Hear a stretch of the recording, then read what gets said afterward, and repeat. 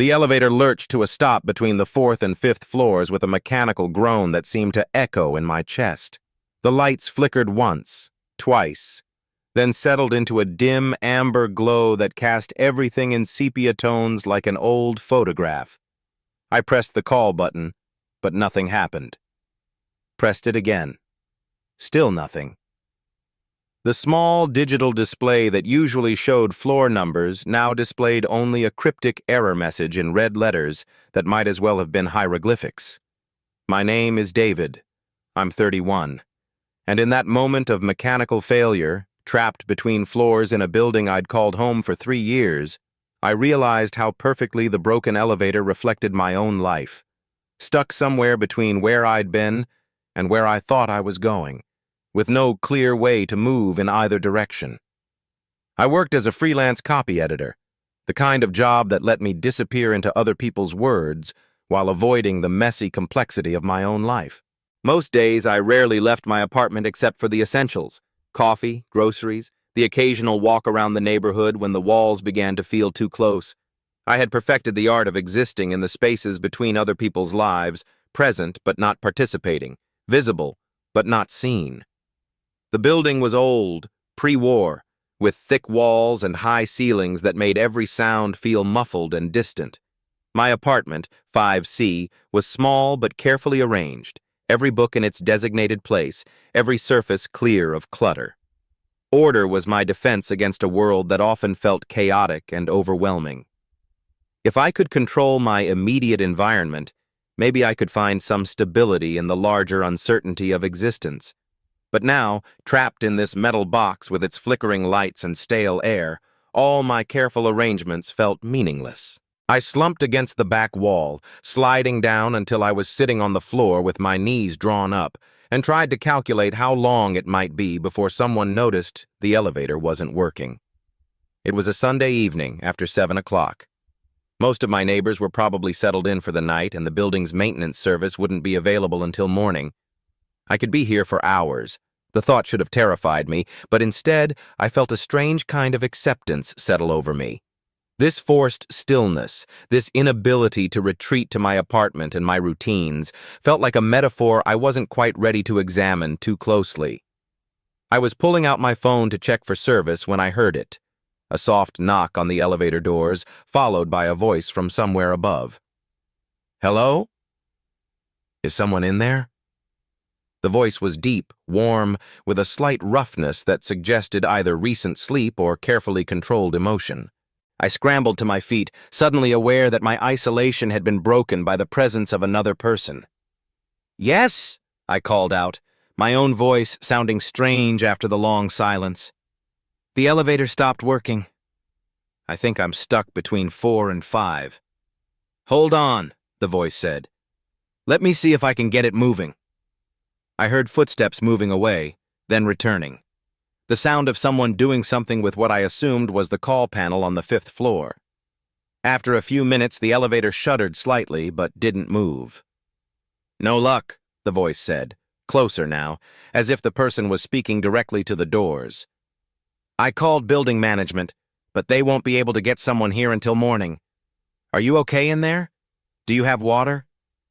The concern in his voice was genuine, immediate, and it struck me how long it had been since anyone had asked about my well-being with such direct attention. "I'm okay," I said, though I wasn't entirely sure that was true, just a little claustrophobic. "What's your name?" he asked. "I'm James, by the way. I live in 5A. "David, 5C. "We're neighbors," he said, and I could hear something like a smile in his voice. "I've been wondering who lived in that apartment." "You're very quiet." Heat flooded my cheeks, though he couldn't see me blush. Of course he'd noticed the quiet. I had worked so hard to be unobtrusive that I'd probably created the opposite effect, a conspicuous absence, a human-shaped silence that drew attention through its very emptiness. "I work from home," I said, as if that explained everything. "What kind of work?" "Copy editing. Freelance. It's solitary work." "That sounds peaceful," he said, and there was something in his tone that suggested he understood the appeal of solitude. But probably lonely sometimes. The observation was gentle but direct, and it cut straight through the careful story I'd been telling myself about my chosen isolation. Lonely. Yes, that was the word I'd been avoiding, the truth I'd been dressing up in more palatable language. Sometimes, I admitted, surprised by my own honesty. We fell into silence for a moment, and I found myself straining to hear any sound from the other side of the doors. Was he still there? Had the admission of loneliness made him uncomfortable, sent him retreating to his own apartment? "David," he said finally, and his voice was closer than before, as if he'd sat down on the floor outside the elevator. "This might sound strange, but would you like some company while we wait? I mean, I know I can't get in there with you, but I could stay out here. Talk, if you want." The offer was so unexpected, so genuinely kind, that I felt something crack open in my chest, not breaking exactly, but shifting, like ice beginning to thaw after a long winter. "You don't have to do that," I said, but even as I spoke the words, I was sliding back down to sit on the floor, positioning myself as close to the doors as possible. "I know I don't have to," James said, and I could hear the rustle of fabric as he settled into position on his side. "But I'd like to, if that's okay with you."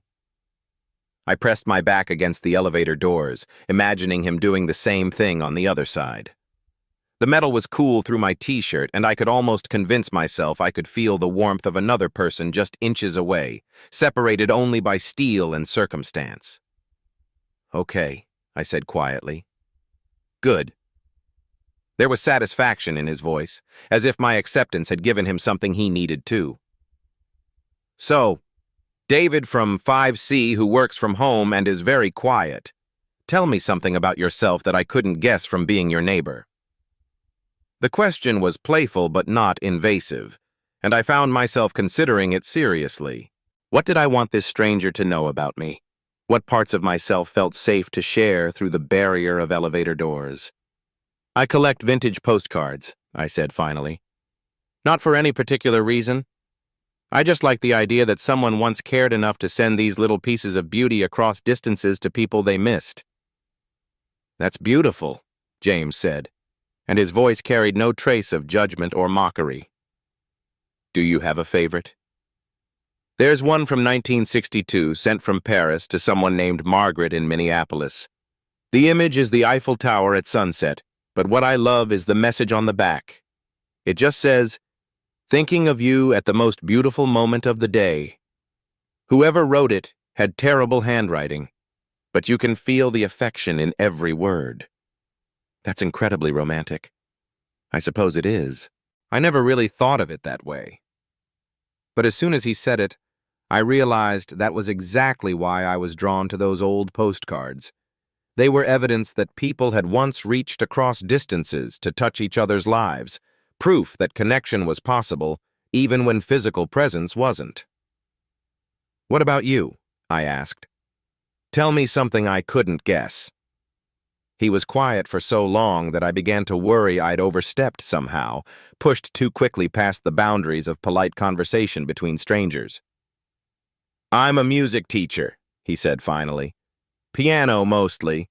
I work at a private school downtown, but I also give lessons from my apartment. You've probably heard me playing, actually." Now that he mentioned it, I realized I had been hearing piano music in the evenings, soft, melancholy pieces that drifted through the walls like gentle rain. I'd always assumed it was a radio or a recording. The idea that it was a living person, someone creating beauty just a few feet from my own space, felt revelatory. "I have heard it," I said. "I always wondered where it was coming from." "It's lovely." "Thank you." I usually play in the evenings after my students leave. It helps me process the day, I guess. Make sense of things that don't always make sense. There was something in his voice, a weight, a careful control, that suggested music was more than just a profession for him. It was a language he used to speak the things that couldn't be said in words. "What kind of pieces do you play?" I asked. "Mostly classical. some jazz. Chopin when I'm feeling melancholy, which is more often than I'd like to admit. Bill Evans when I need to remember that sadness can be beautiful. Debussy when the world feels too harsh and I need something gentle. The way he talked about music, about the emotional landscapes of different composers, revealed someone who understood that art wasn't just decoration but necessity, a way of surviving the more difficult aspects of being human. I don't know much about music, I admitted, but I like listening to what you play. It makes my apartment feel less empty. The admission slipped out before I could stop it, and I immediately felt exposed. I'd revealed too much, shown too clearly how isolated my life had become, how desperate I was for any sign of life beyond my own walls. But James didn't seem uncomfortable with my honesty. If anything, his voice became warmer, more gentle. "I'm glad," he said simply. "I sometimes worry that I'm disturbing people, playing so late in the evening." "You're not disturbing anything," I said. "You're the opposite of disturbing." We settled into a comfortable silence, and I found myself hyper-aware of every sound from his side of the doors, the soft rustle of clothing when he shifted position, the barely audible sound of his breathing, the occasional creak of the wooden floor in the hallway. These small evidences of his presence felt precious, intimate in a way that surprised me. "David," he said after a few minutes, "can I ask you something personal?" My pulse quickened. "I guess." "When was the last time you had a real conversation with another person? I mean really talked, not just professional exchanges or pleasantries." The question hit me like a physical blow, not because it was unkind, but because it forced me to confront how thoroughly I'd isolated myself from meaningful human connection. I tried to think, when had I last talked to someone about anything that mattered? When had I last shared thoughts or feelings or fears with another person? "I honestly can't remember," I said finally, my voice barely above a whisper. "I thought so," James said gently. I recognized the signs. I went through a period like that myself a few years ago. After my partner died. The words fell between us with the weight of a confession, and I felt the air in the elevator grow heavy with the gravity of shared pain. He'd lost someone, not through breakup or distance, but through the ultimate separation. And somehow, in that loss, he'd found his way to isolation, just as I had found my way there through different but perhaps equally devastating circumstances. "I'm sorry," I said, and meant it completely. "Thank you. It was the hardest thing I've ever been through." Michael was sick for almost 2 years, and I spent that whole time focused entirely on taking care of him, fighting the disease, refusing to accept what was happening. When he died, I realized I'd forgotten how to exist as just myself, without that all-consuming purpose. I pressed my hand against the elevator door, wishing I could reach through the metal to offer some physical comfort, some tangible sign of understanding and support. "How long has it been?" I asked. 3 years this December. Long enough that the raw grief has faded into something more manageable, but not long enough that I've figured out how to rebuild a life that makes sense without him. "Is that why you moved here?" "Partly. We lived in Lincoln Park, in this beautiful apartment that was full of memories. Every corner reminded me of him. Every room echoed with conversations we'd had or plans we'd made. I thought a change of scenery might help me figure out how to move forward." "Has it helped?" He was quiet for a long time, and I could hear him shifting position, perhaps drawing his knees up the way I had mine. "Some days," he said finally, "but moving doesn't really solve anything, does it? You bring yourself with you wherever you go, and all the things you're trying to escape are still there, just in different rooms." The observation was so precisely accurate to my own experience that I felt a shock of recognition. I hadn't moved to escape grief exactly, but I'd certainly been running from something. The weight of expectations, the pressure to be someone I wasn't sure I knew how to be, the fear of disappointing people who cared about me. "I understand that," I said. "The bringing yourself with you part." "What are you running from?" he asked, and the question was gentle but direct. I found myself wanting to tell him everything, about the family who loved me but didn't understand me, about the career I'd abandoned because it required more social interaction than I could handle, about the relationships I'd sabotaged because intimacy felt too dangerous, too likely to reveal how fundamentally flawed I believed myself to be. Instead, I said, "I think I'm running from the possibility of failing at being the person everyone expects me to be." "And who do they expect you to be?" "Someone more confident, more social, more present in the world. Someone who doesn't need to hide behind other people's words to feel safe." "But what if," James said carefully, "what if the person you actually are is more interesting than the person you think you should be?" The question hung in the air between us, revolutionary and terrifying. I'd spent so many years focused on my perceived inadequacies that I'd never considered the possibility that my quietness, my sensitivity, my need for solitude might be valuable qualities rather than character flaws. "I don't know how to tell the difference anymore," I admitted. "Maybe that's something you could figure out, if you wanted to. With help." There was something in his voice, not quite an offer, but not quite hypothetical either. As if he were suggesting that the process of self-discovery didn't have to be entirely solitary, that connection with another person might actually be part of the solution rather than part of the problem. Before I could respond, we heard the distant sound of the building's front door opening and closing, followed by footsteps in the lobby. James got up, I could hear him moving around, and called down the stairwell. "Hello? Is that maintenance?" A gruff voice called back. "Yeah, I'm here about the elevator." "Someone stuck in there?" "Yes, he's been trapped for about 2 hours." "All right, let me get my tools. I'll have him out in a few minutes." James returned to his position by the doors. "Looks like your rescue is imminent," he said, but there was something in his tone that suggested he was as reluctant as I was for this unexpected intimacy to end. "Thank you," I said, "for staying with me. For talking.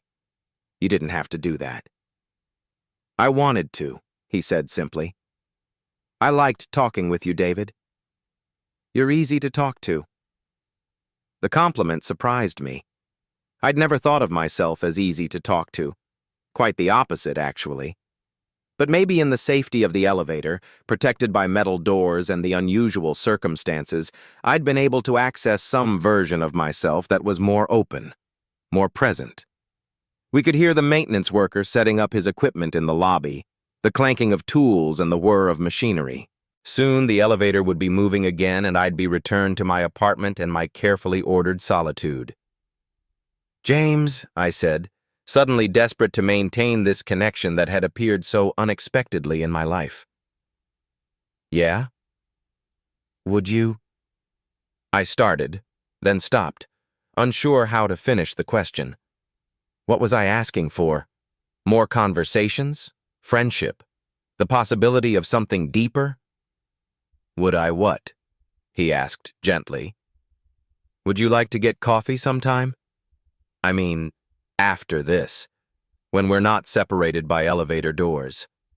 The silence stretched between us, and I felt my heart hammering against my ribs. I'd put myself out there, risked rejection, asked for something I wanted instead of passively accepting whatever happened to come my way. "I would like that very much," James said, and the warmth in his voice made something bloom in my chest. Hope, maybe, or the first stirring of courage. The elevator suddenly lurched, then began moving upward with a mechanical sigh.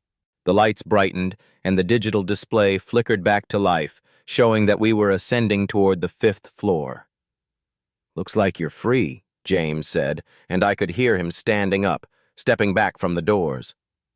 The elevator stopped at 5 with a soft chime, and the doors slid open to reveal a man standing in the hallway, backlit by the corridor lighting. He was taller than I'd imagined, with dark hair that was slightly mussed and kind eyes behind wire-rimmed glasses. He was wearing jeans and a soft gray sweater, and he looked exactly like someone who would create beautiful music in the evenings and stay with a stranger trapped in an elevator. "Hello, David," he said, and his smile was gentle and genuine and a little shy. "Hello, James," I replied, stepping out of the elevator on legs that felt unsteady. We stood there for a moment, looking at each other, and I was struck by how different it felt to see his face, to occupy the same physical space after our conversation.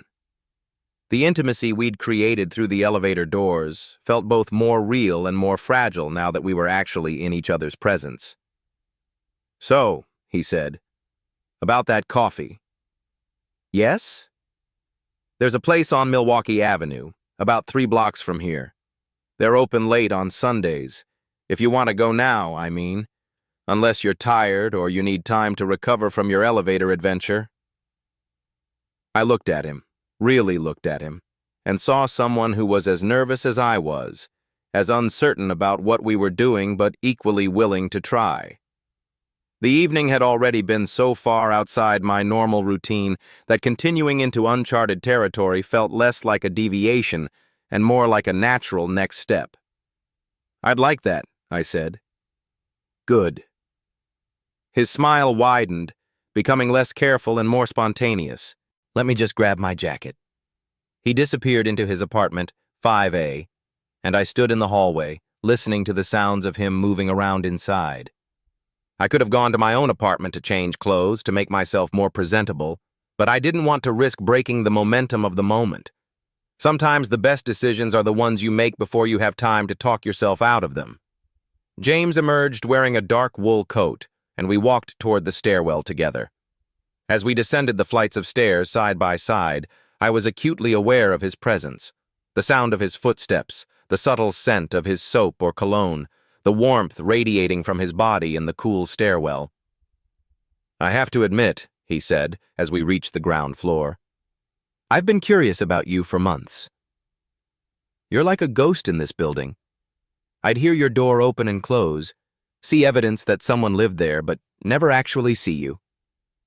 "I'm very good at being invisible," I said. "Or maybe you're very good at hiding." The observation was gentle but pointed, and it made me consider the difference between the two. Was invisibility something I achieved or something I suffered from? Was it a skill or a symptom? We stepped out into the October evening, and the air was crisp and clean after the stale atmosphere of the elevator. The street was quiet, with only a few people walking dogs or heading home from late dinners. The city felt intimate at this hour, like a secret being shared among insomniacs and night wanderers. "Thank you," I said as we began walking toward Milwaukee Avenue. "For what?" "For not leaving me alone in there. For making it feel less like being trapped and more like, I don't know, like something good was happening instead of something bad." James stopped walking and turned to look at me, his expression serious in the glow of the streetlights. "David," he said softly, "I need you to know something." "What?" "I wasn't just being a good neighbor tonight. I mean, I was, but that wasn't the only reason I stayed." My heart began to race again, though I wasn't sure whether it was from anticipation or fear. "What do you mean?" He looked down at the sidewalk, then back at my face, as if gathering courage for what came next. "I stayed because talking with you felt like the first real conversation I've had since Michael died. Because your voice, through those elevator doors, made me feel less alone than I have in 3 years. Because when you asked me to coffee, I realized I'd been hoping you would." The admission hung between us on the empty street, vulnerable and brave and beautiful. I felt something shift in my chest, not the crack I'd experienced earlier, but something opening, expanding, making room for possibilities I'd been too afraid to imagine. "James," I said, and his name felt different in my mouth now, weighted with new meaning. "Yes?" "I'm glad the elevator broke down." He laughed, a rich, warm sound that seemed to fill the space between the buildings around us. That might be the most romantic thing anyone's ever said to me. We resumed walking, falling into step beside each other, and I found myself stealing glances at his profile in the intermittent glow of the streetlights. There was something about the way he moved, the careful attention he paid to matching my pace, that suggested someone who understood the value of consideration, of making space for another person's needs and rhythms. The coffee shop was small and warm, with mismatched furniture and local art on the walls. We found a table by the window, and as James went to order our drinks, I watched him interact with the barista, polite, warm, but not overly familiar. He seemed like someone who moved through the world with intention and kindness, who paid attention to the people around him without demanding attention in return. When he returned with 2 steaming mugs, I realized that this was the first time I'd sat across from another person in a social setting in months. The recognition should have made me anxious, but instead, I felt a strange sense of rightness, as if this was something I'd been preparing for without knowing it. "So," James said, settling into his chair, "tell me about the postcards." How did that start? I found myself talking more easily than I had in years, describing how I'd discovered vintage postcards at estate sales and flea markets, how I'd been drawn to the handwritten messages, the evidence of human connection across time and distance. James listened with the kind of attention that made me feel heard, really heard, perhaps for the first time in my adult life. "Do you ever wonder about the people who wrote them?" he asked. "All the time. I make up stories about them. Who they were, what their relationships were like, whether the person who received the postcard kept it because they treasured the message or just because they couldn't bring themselves to throw it away. And which do you think it was?"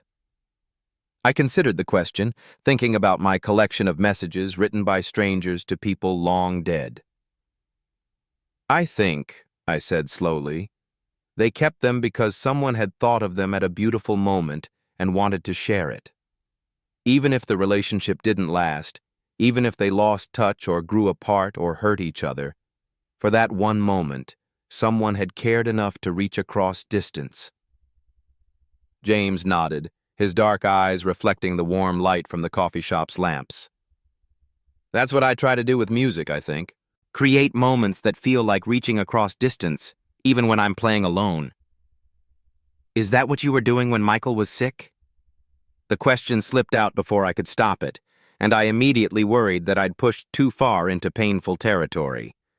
But James didn't seem uncomfortable. Instead, he wrapped his hands around his mug and considered the question seriously. "In a way, yes. I played for him every night, especially near the end when he couldn't sleep. I'd play all his favorite pieces, and sometimes he'd hum along, even when he was too weak to talk much." He paused, staring into his coffee. "I think music was how I told him all the things I couldn't say out loud." "What kinds of things?" "That I loved him. That I was grateful for every day we'd had together. That I was terrified of losing him, but also terrified of what it would mean to keep watching him fade away." James looked up at me, his eyes bright with unshed tears. That I forgave him for leaving me, even though it wasn't his choice. The raw honesty of his words made something ache in my chest. I wanted to reach across the table to offer some physical comfort, but I wasn't sure if that would be welcome or appropriate. Instead, I leaned forward slightly, trying to close the distance between us without overstepping. "That sounds like the most loving thing you could have done," I said. "I hope so. I hope he felt loved, right up until the end." We sat in silence for a moment, the weight of his grief and love settling around us. I found myself thinking about all the ways people try to reach across the distances that separate them. Postcards, music, words, presence. How sometimes the most important things can only be communicated indirectly through metaphor and gesture and the spaces between spoken thoughts. "David," James said suddenly, "can I ask you something?" "Of course." "What made you ask me to coffee tonight? I mean, I'm glad you did, but you seem like someone who doesn't make impulsive decisions." The question forced me to examine my own motivations, to consider what had driven me to step outside the careful boundaries I'd constructed around my life. "I think," I said slowly, "it was the first time in years that I felt like someone was actually listening to me. not just hearing my words, but understanding what I meant beneath them. I paused, gathering courage. And I think I recognized something in your voice, the same kind of loneliness I carry, but yours felt different from mine. How so? Yours felt like it came from having loved someone and lost them. Mine feels like it comes from being too afraid to love anyone at all. The admission surprised me with its honesty. I hadn't planned to reveal so much, but something about James made me want to be truthful, to drop the careful pretenses I usually maintained. That's not something to be ashamed of, James said gently. Fear makes sense, especially when you've seen how much love can hurt. Have you ever been afraid to love again? I asked. Every day, he said without hesitation. Part of me thinks it would be safer to just stay alone, to never risk feeling that kind of loss again. He looked directly at me, his gaze steady and warm. But tonight, talking with you, I remembered that isolation isn't the same thing as safety.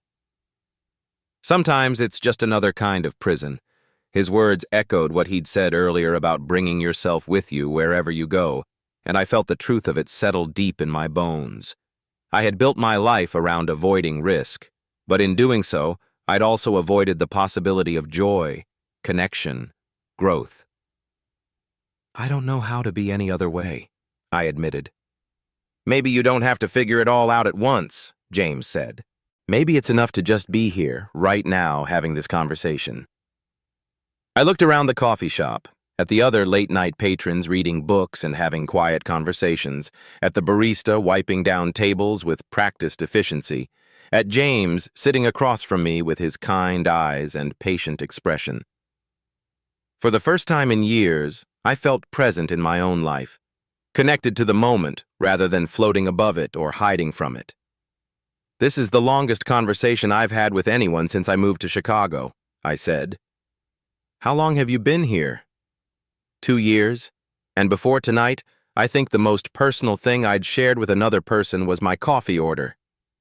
James laughed softly. Well, for what it's worth, you're excellent company. I haven't felt this comfortable talking with someone new since before Michael got sick. The compliment made warmth spread through my chest, and I found myself smiling, really smiling, for the first time in weeks. We talked until the coffee shop began to close around us, the barista stacking chairs and switching off lights in a gentle hint that it was time to leave. Outside, the street was quieter now, the October air carrying the promise of winter. I should probably get home, I said reluctantly as we stood on the sidewalk outside the coffee shop. Early day tomorrow. Of course, James said, but I could hear the same reluctance in his voice that I felt. I'm glad we did this. Me too. We walked back toward our building in comfortable silence, the kind of quietness that feels shared rather than isolating. When we reached the front door, James turned to me with an expression I couldn't quite read. David, he said softly. Yes? Would you like to do this again sometime? I mean, not the elevator part, obviously, but the talking. Maybe dinner next time? My heart began to race, but it was a good kind of racing, anticipation rather than anxiety. I'd like that very much, I said. Good. His smile was soft and genuine. I'll call you this week, if that's okay. I'd like that too. We rode the elevator up together, the same elevator that had brought us together hours earlier, now functioning perfectly, as if its breakdown had been a temporary gift rather than a mechanical failure. When the doors opened at the 5th floor, we both stepped out, then stood in the hallway for a moment, neither of us quite ready to retreat to our separate apartments. Thank you again, I said, for tonight, for everything. Thank you for letting me stay with you, James replied, for trusting me with your stories. I turned toward my apartment, fishing my keys from my pocket, then paused with my hand on the door handle. James? Yeah? You don't have to go back to being alone either, I said softly, if you don't want to. He looked at me for a long moment, and I could see something shift in his expression. Surprise, gratitude, and something else that looked like hope. "David," he said, taking a small step closer. "Yes?" "You don't have to go yet," he said, his voice barely above a whisper. "If you don't want to." The words hung in the air between us, heavy with possibility and invitation, with the promise of more conversation, more connection, more of whatever it was we'd discovered in the unexpected intimacy of a broken elevator and a late-night coffee shop. I stood frozen at my door, key in hand, caught between the safety of my solitary apartment and the terrifying, exhilarating possibility of staying in this moment, of seeing where this fragile new connection might lead.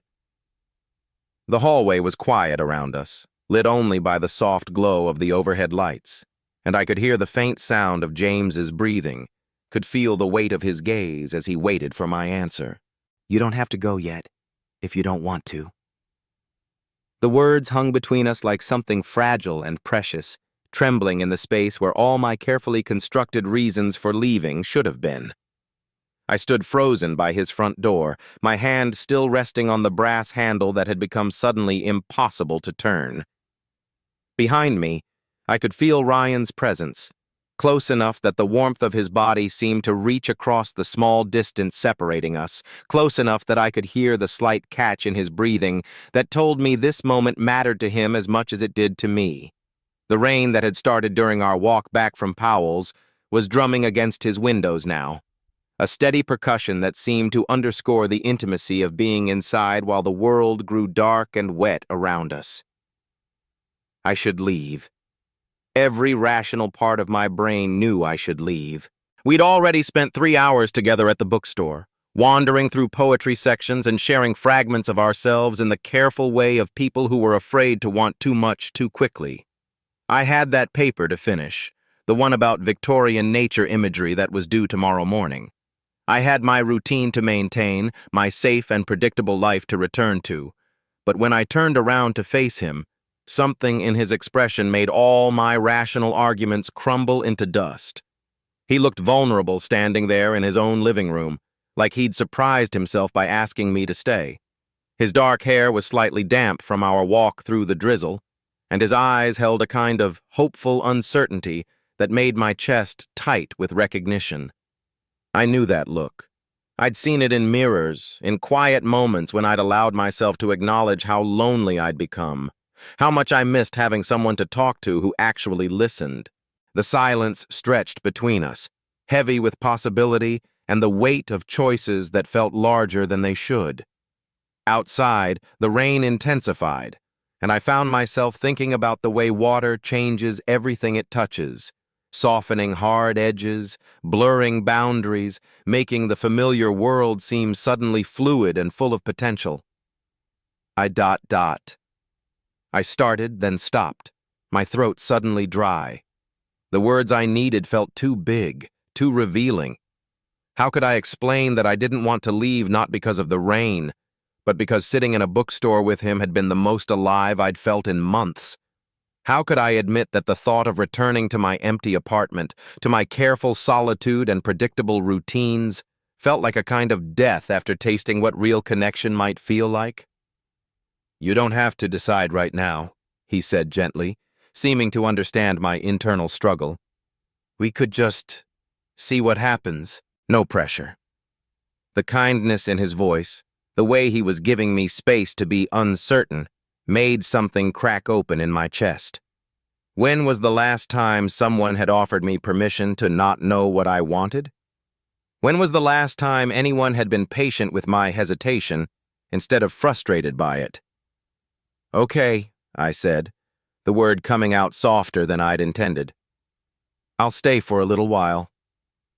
His smile was immediate and genuine, transforming his entire face in a way that made me glad I'd chosen to be brave, just this once.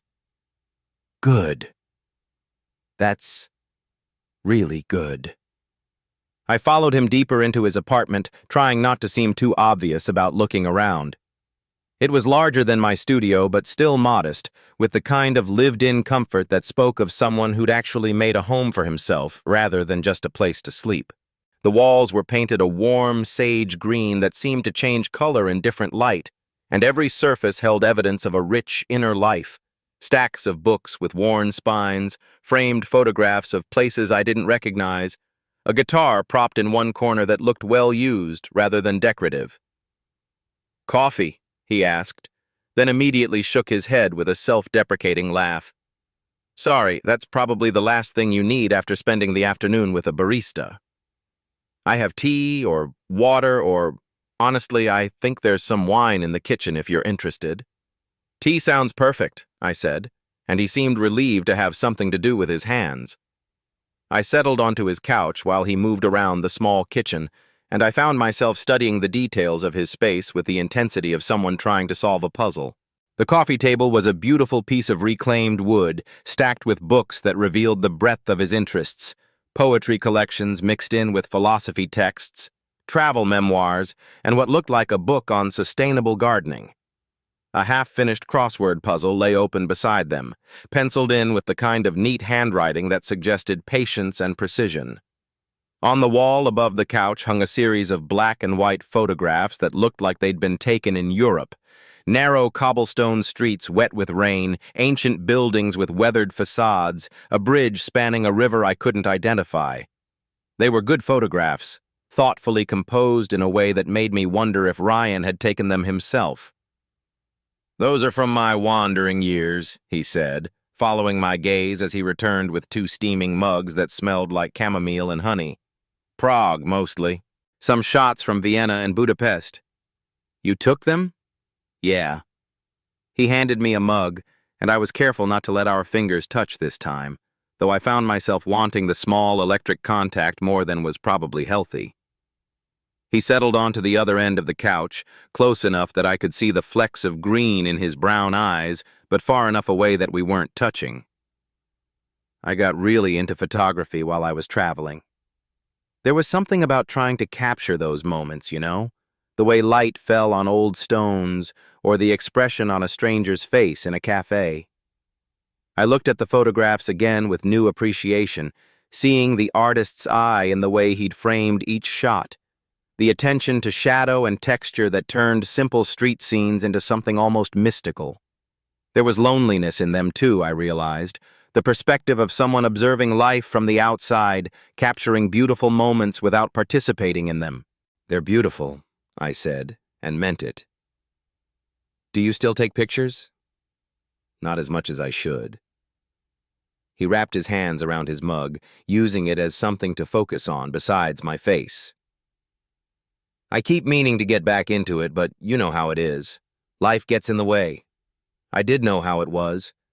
I thought about my own abandoned hobbies, the things I'd once been passionate about that had gradually fallen away as I'd gotten more focused on school, more committed to my routine of careful solitude. When had I stopped making room for the things that brought me joy? "What got you interested in photography in the first place?" I asked. "Loneliness, I guess."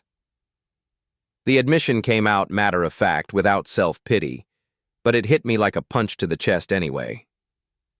When you're traveling alone, you spend a lot of time observing instead of participating. Photography gave me a way to engage with the world without having to, without having to be vulnerable with actual people. The honesty in his voice made something crack open in my own chest. I understood that impulse, the way you could use creative pursuits as a buffer between yourself and the risk of real connection. How many hours had I spent reading other people's words about love and loss instead of living my own story? "Is that why you left school?" I asked, then immediately worried I'd pushed too far, too fast. "I'm sorry, you don't have to." "No, it's okay." He took a sip of his tea, considering his words carefully. "Partly, yeah. I was majoring in philosophy, but I felt like I was just going through the motions, checking boxes that someone else had decided were important. And I was so lonely. I thought maybe if I went somewhere completely different, somewhere nobody knew me, I might figure out who I actually was underneath all the expectations." "And did you? Figure it out, I mean." "Some of it." His smile was rueful, tinged with something that might have been regret. I learned that running away from your problems doesn't actually solve them. But I also learned that sometimes you have to break your life apart completely before you can put it back together in a way that actually fits. We sat in comfortable silence for a moment, the rain continuing its gentle percussion against the windows. I found myself studying his profile as he looked out at the darkening street, taking in the strong line of his jaw, the way his hair curled slightly at the edges where it touched his collar, the small scar above his left eyebrow that I'd noticed that first morning at the coffee shop. There was something about being in his space, surrounded by the evidence of his thoughts and interests and the life he'd built for himself, that made him seem both more real and more mysterious. The barista who'd made perfect lattes and quoted Tennyson was also this person, someone who'd traveled alone through foreign cities, who'd had the courage to leave everything familiar behind in search of something he couldn't even name. "What about you?" he asked suddenly, turning back to me. "What made you choose literature?" The question caught me off guard. Most people, when they found out I was a lit major, either made jokes about future employment prospects or assumed I wanted to be a writer. Nobody ever asked why I'd fallen in love with other people's words. "I think I've always been drawn to stories about people who felt like outsiders," I said slowly, trying to articulate something I'd never really examined before. Characters who were watching life happen around them instead of actively participating. There was something comforting about recognizing myself in those narratives. Comforting how? Like maybe feeling disconnected from the world wasn't a personal failing. Like maybe it was just a different way of being human. I paused, surprised by my own honesty. Does that make sense? Perfect sense. His voice was gentle, understanding in a way that made me want to tell him things I'd never told anyone. Literature as validation. I get that. The simple acknowledgement hit me harder than it should have. How many years had I felt apologetic about my preference for books over parties, for quiet observation over active participation? But the way Ryan said it, like it was just another valid way of moving through the world, made me feel less like there was something fundamentally wrong with me. What about philosophy? What drew you to that originally? The big questions, I guess. What does it mean to live a good life? How do we find meaning in a world that often seems meaningless? Whether it's possible to really know another person, or if we're all just fundamentally alone. He laughed softly, but there was no humor in it. Heavy stuff for a 20-year-old, but I was going through a phase where everything felt existentially significant. And now? Now I make coffee drinks with pretentious names and read poetry in bookstores on my days off. I'm not sure that counts as finding meaning, but it feels more honest somehow. More connected to actual life instead of abstract ideas about life. I understood what he meant. There was something to be said for the simple pleasure of well-made coffee, for conversations that grew organically out of shared interests rather than academic requirements. For the first time in months, I felt like I was having a real conversation with someone who saw me as more than just another student to get through the semester. "Can I ask you something?" I said, then forged ahead before I could lose my nerve. "Why did you suggest meeting at Powell's today? I mean, you could have just made my coffee and moved on to the next customer." He was quiet for a long moment, and I worried I'd overstepped somehow, pushed into territory that was too personal for whatever this was between us. But when he finally spoke, his voice was honest in a way that made my heart beat faster. "Because you looked like you needed someone to really see you," he said simply. "And because I recognized that look, you know? That particular kind of loneliness that comes from being surrounded by people but still feeling completely invisible. The accuracy of his observation hit me like a physical blow. That was exactly how I felt most days. Present but not participating, going through the motions of a social life without any real connection. How had he seen that so clearly after just 2 brief conversations? "Is it that obvious?" I asked, trying to keep my tone light but failing. "Only to someone who's been there." He shifted slightly on the couch, angling his body toward me. I spent my entire college experience feeling like I was watching everyone else live their lives through a window. All these people around me seemed to know instinctively how to make friends, how to be comfortable in their own skin, how to want things without being terrified of not getting them. And you didn't? God, no. I was a mess. Anxious about everything, convinced that if people really knew me, they'd realize I was boring or damaged or just not worth the effort. He paused, running a hand through his hair in a gesture that seemed unconscious. The traveling helped some, but it wasn't until I came back to Portland and started working at Grind that I began to figure out how to actually connect with people instead of just observing them. I wanted to tell him that he wasn't boring or damaged, that anyone who thought he wasn't worth the effort was an idiot, but the words felt too big for where we were in whatever this was. Instead, I said, "You seem pretty good at connecting now. With customers, I mean. You made me feel welcome right away." That's different. There's a script for that, you know? Customer service has rules. But this... He gestured between us, a small movement that somehow encompassed the afternoon at the bookstore, the quiet intimacy of sitting in his apartment while rain fell outside. This doesn't have a script. No, I agreed quietly. It doesn't. We looked at each other across the small distance that separated us on the couch, and I felt something shift in the air between us, a recognition that we'd moved beyond casual conversation into something more dangerous and necessary. The late afternoon light filtering through his windows had grown golden and soft, painting everything in warm tones that made the moment feel suspended outside of normal time.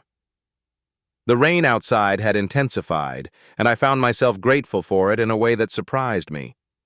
It gave us a reason to stay inside, to extend this fragile connection that felt too precious to abandon just yet.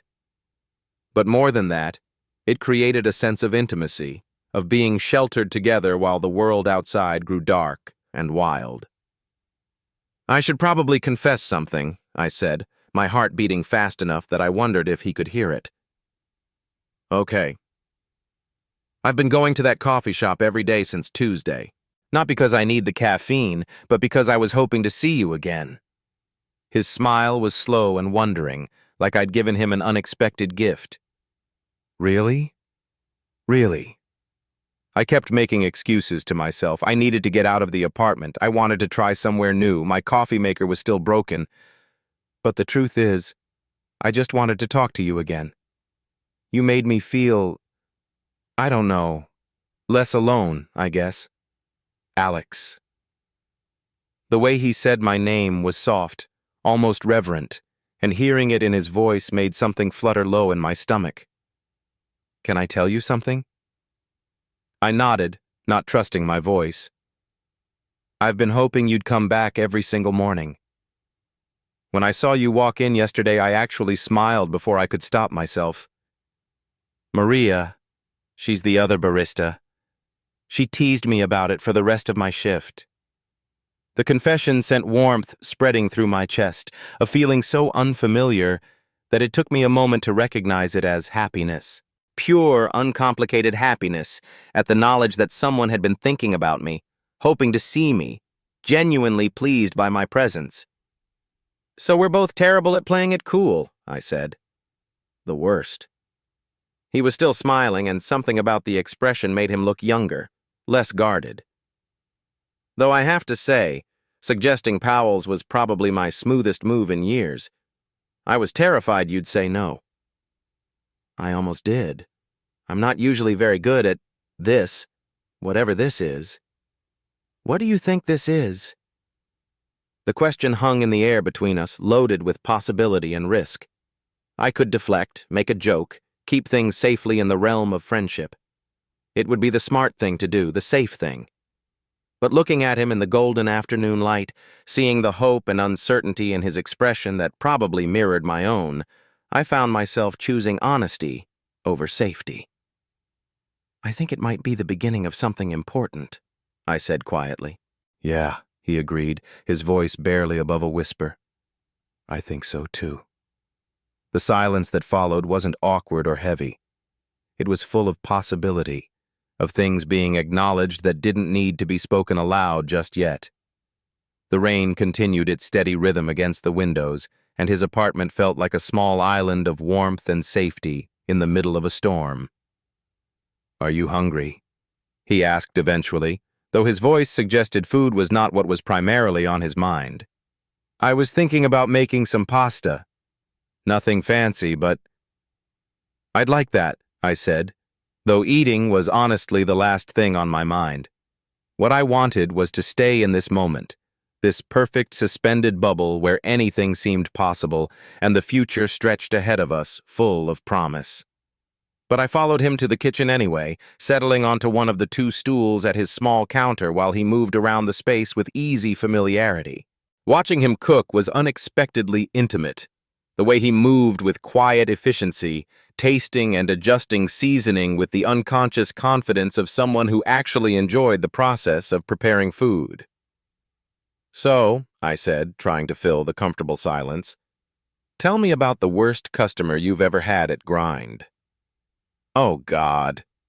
He laughed, the sound bright and genuine as he filled a pot with water. "There was this guy last month who ordered a medium dark roast with oat milk, but make sure it's the gluten-free oat milk, not the regular oat milk. And I want it exactly 140 degrees, not 145, because 145 is too hot and 135 is too cold. And can you make sure the cup is ceramic, not paper, because paper affects the taste. But if you don't have ceramic, then paper is fine, as long as it's the biodegradable kind." "Please tell me you're making that up." "I wish I were." And then, after I made this incredibly specific drink exactly to his specifications, he took one sip and said it tasted too much like coffee. I dissolved into laughter, the kind of deep, helpless laughter that felt like a release of tension I hadn't realized I'd been carrying. Ryan was grinning at me across the counter, clearly pleased with my reaction, and something about the domesticity of the moment. Him cooking, me perched on a stool in his kitchen, both of us laughing at ridiculous customer stories, felt more natural than anything had in my life for as long as I could remember. The pasta was simple but perfect. Linguine with olive oil, garlic, and what tasted like fresh herbs from what I now noticed was a small herb garden on his windowsill. We ate mostly in comfortable silence, and I found myself hyper-aware of his presence beside me, the way he tucked one leg underneath him as he ate, the small sound of satisfaction he made when he tasted something particularly good, the unconscious way he pushed his hair back from his forehead when it fell into his eyes. When we finished eating, he collected our bowls and disappeared into the kitchen for a moment, leaving me alone on the couch with my thoughts and the growing awareness that I didn't want this evening to end. The rain outside had settled into a steady rhythm, and the apartment felt warm and safe and separate from the rest of the world in a way that made me want to stay forever. "More tea?" he asked when he returned, but instead of waiting for an answer, he settled back onto the couch, this time noticeably closer than before. Close enough that I could smell his cologne, something woody and warm that I'd noticed at the coffee shop, but that seemed more intimate in the quiet privacy of his apartment. "I should probably confess something too," he said, his voice quiet in the lamp-lit room. "Okay? When I suggested we meet at Powell's today, I was hoping we'd end up back here. Not for any... I wasn't assuming anything would happen. I just wanted to spend more time with you somewhere we could actually talk without a line of caffeine-deprived customers waiting behind you. I'm glad you did. Suggested, I mean. This is..." I gestured vaguely at the space between us, the comfortable intimacy we'd created. "This is the most comfortable I've felt in a long time."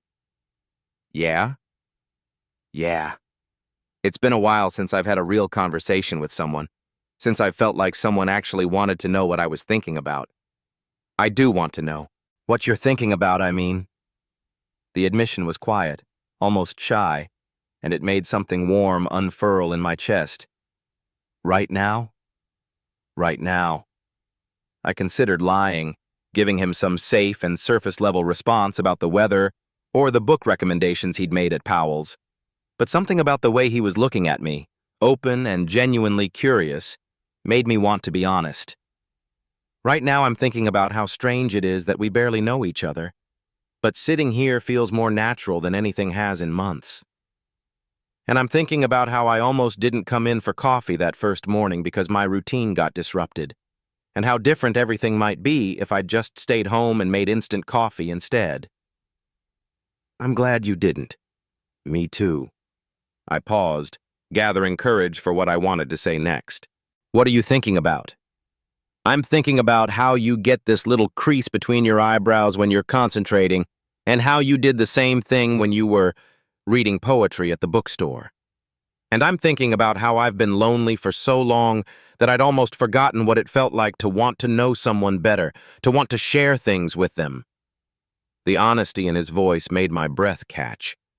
We were treading in dangerous waters now, moving beyond friendship into something that felt fragile and precious and terrifying. Ryan, I said quietly. Yeah? I'm scared. Of what? Of wanting this too much, of getting attached to something that might not be real, or might not last. He was quiet for a long moment, and when he spoke, his voice was gentle. I'm scared too. But I think maybe being scared is okay, as long as we're honest about it. The space between us on the couch seemed to have shrunk without either of us moving, and I became suddenly aware of the warmth of his leg near mine, the way his hand rested on the cushion between us, fingers spread in a gesture that seemed both relaxed and tense. Can I ask you something? I said. Anything. When you were traveling in Europe, alone and taking all those photographs, were you happy? The question seemed to catch him off guard. He looked out the window where rain streaked the glass in abstract patterns, and I could see him considering his answer carefully. Sometimes, he said finally. There were moments, standing on a bridge in Prague at sunset, or sitting in a cafe in Vienna reading Rilke, where I felt completely present, completely myself. But mostly I was just existing, moving through beautiful places without really connecting to them because I didn't have anyone to share them with. That sounds lonely. It was. But it was also necessary, I think. I needed to learn how to be alone before I could learn how to be with someone else. He looked at me, his expression serious. What about you? Are you happy? The question hit deeper than I'd expected. Was I happy? I had a good life, objectively speaking. I was doing well in school. I had a plan for my future. I was independent and self-sufficient. But happiness? I don't know, I said honestly. I think I've been so focused on being safe that I forgot to think about whether I was actually happy. Like, if I kept my expectations low enough and my routine predictable enough, I couldn't be disappointed or hurt, but I also couldn't be anything else. And now?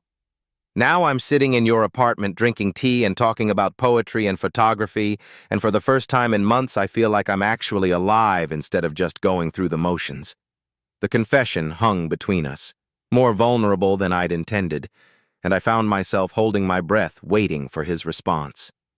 Alex, he said softly, and something in the way he said my name made me look directly into his eyes. They were brown with those flecks of green I'd noticed before, but up close I could see there was gold in them too, and they were looking at me with an intensity that made my heart race. I know we don't really know each other yet. I know this is all new and uncertain and maybe moving too fast, but I want you to know that however this turns out, I'm grateful that broken coffee maker led you to grind. Me too. The words came out barely above a whisper, and suddenly the air between us felt charged with possibility. I was aware of everything. The sound of rain against the windows, the warm light of his lamps casting everything in golden tones, the way his eyes kept dropping to my mouth before flicking back up to meet my gaze. It's really coming down out there, I said, though my voice didn't sound quite like my own. Yeah, looks like it's going to be one of those classic Portland storms. He glanced toward the windows, then back at me. "You're welcome to wait it out here if you want. I don't think it's supposed to let up until late tonight." We both knew it was an excuse. We both knew I could walk home in the rain, that a little water wouldn't hurt me, that Portland residents were practically required to be comfortable with precipitation. But we also both knew that neither of us was ready for this evening to end, that we'd found something here in the warm circle of his apartment that felt too precious to abandon just yet. "I'd like that," I said quietly. The smile that spread across his face was soft and relieved and something else I couldn't quite name. "Good." He reached for the remote on his coffee table, and soft music filled the room, something instrumental and atmospheric that seemed to wrap around us like another layer of intimacy. Then he settled back onto the couch, and this time when he looked at me, there was a question in his eyes. "Is this okay?" he asked, and I realized his hand had moved closer to mine on the cushion between us, not quite touching, but close enough that I could feel the warmth of his skin. "Yeah," I said, though the word came out rough. "This is okay." Slowly, carefully, like he was afraid I might spook and run, he let his fingers brush against mine. It was the briefest contact, skin against skin for maybe half a second, but it sent electricity shooting up my arm and made my breath catch in my throat. We sat like that for a moment, his fingers barely touching mine, both of us pretending to watch the rain against the windows while hyper-aware of every point of contact between us. Then, so gradually I almost didn't notice it happening, our hands moved closer together until his palm was pressed against mine, fingers interlaced in a gesture that felt both innocent and impossibly intimate. "Is this still okay?" he asked, his voice quiet in the music-filled room. "Yeah," I managed. "This is still okay." Time seemed to slow down. I became aware of the texture of his palm against mine, slightly rough from work but warm and steady. I became aware of the way my heart was beating, fast enough that I wondered if he could feel my pulse through our joined hands. I became aware of how close we were sitting, how easy it would be to lean forward just a little and— "Alex," he said, and when I looked up he was watching me with an expression that was tender and uncertain and full of something that looked like hope. "What? Would it be okay if I kissed you?" The question hung in the air between us, and I felt something shift in my chest, a loosening of fear, a sudden understanding that this was what I'd been wanting without knowing how to name it. "Yeah," I whispered.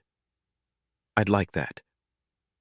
He moved slowly, giving me time to change my mind, to pull away, to retreat back into the safety of distance.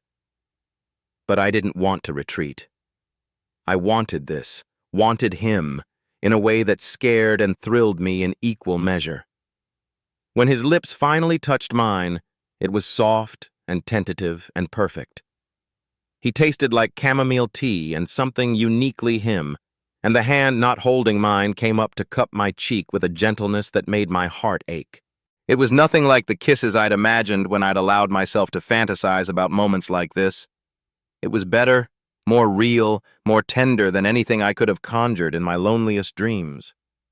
We broke apart after a moment that could have been seconds or hours, and he rested his forehead against mine, both of us breathing a little unsteadily. "Okay?" he asked, his voice soft and uncertain. "More than okay," I said, and meant it completely. He smiled, that slow, genuine smile that had drawn me to him from the very beginning, and then he was kissing me again, deeper this time, but still gentle, still careful.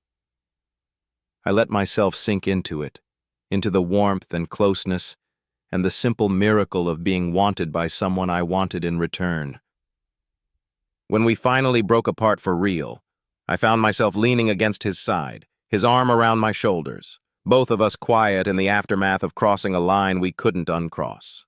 The rain continued its percussion against the windows, and the music played softly in the background, and everything felt different somehow, charged with new possibilities, heavy with the weight of things that had been acknowledged and couldn't be taken back. "So," he said after a while, his voice carefully casual. What happens now? It was the question I'd been trying not to think about, the looming uncertainty that made my chest tight with anxiety. What did happen now? Where did we go from here? How did two people who'd known each other for less than a week navigate the sudden appearance of something that felt significant and fragile and terrifying? I don't know, I admitted. I'm not very good at this part. What part? The part where it gets complicated. Where you have to figure out what you want and whether you're brave enough to try for it. He was quiet for a moment, his thumb tracing gentle patterns on my shoulder. What if we just took it one day at a time? No pressure, no expectations, just see what happens?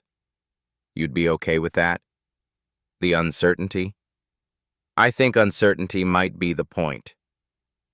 If we knew how this was going to turn out, it wouldn't be as scary, but it also wouldn't be as...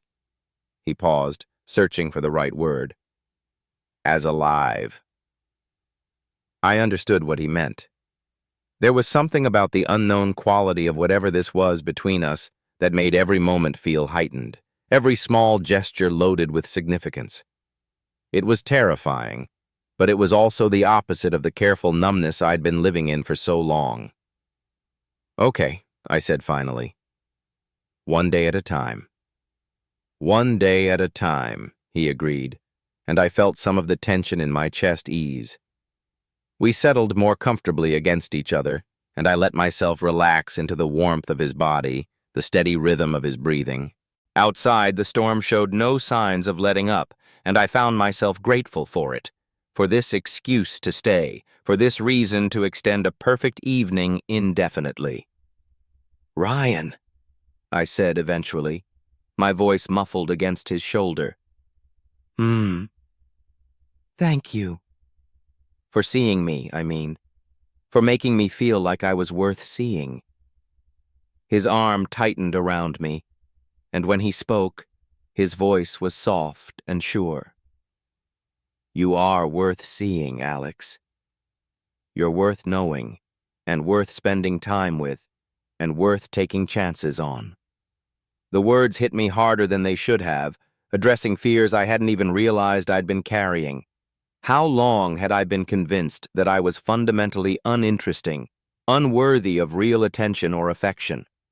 How long had I been telling myself that my preference for solitude was a choice rather than a defense against the possibility of rejection? I felt tears prick at the corners of my eyes, unexpected and unwelcome, and I tried to blink them away before Ryan could notice. But he was more observant than I'd given him credit for. Hey, he said gently, shifting so he could see my face. You okay? Yeah, I wiped at my eyes, embarrassed. I'm not used to people saying things like that to me. It's kind of overwhelming. Good overwhelming or bad overwhelming? Good overwhelming. Definitely good overwhelming. He smiled and pressed a soft kiss to my temple, and I felt something settle into place in my chest. Not the desperate relief of loneliness being temporarily assuaged, but something steadier and more hopeful. The beginning of trust, maybe. The beginning of allowing myself to believe that I might be capable of the kind of connection I'd read about in books, but never thought I'd experience firsthand. The music had shifted to something even softer, more atmospheric, and combined with the sound of rain and the warmth of Ryan's body against mine, it was creating a kind of cocoon of intimacy that made the rest of the world feel very far away. I found my eyelids growing heavy, not from tiredness exactly, but from a deep sense of contentment I hadn't felt in months. Getting sleepy? Ryan asked, his voice gentle and amused. A little. It's just peaceful here. I don't want to move. Then don't move. Stay as long as you want. The offer was simple, but it felt enormous. Permission to take up space in someone else's life, to allow myself to be comfortable and vulnerable and present. When was the last time someone had invited me to simply exist in their space without expectation or agenda? What about your neighbors? I asked. though I was already settling more deeply into his embrace.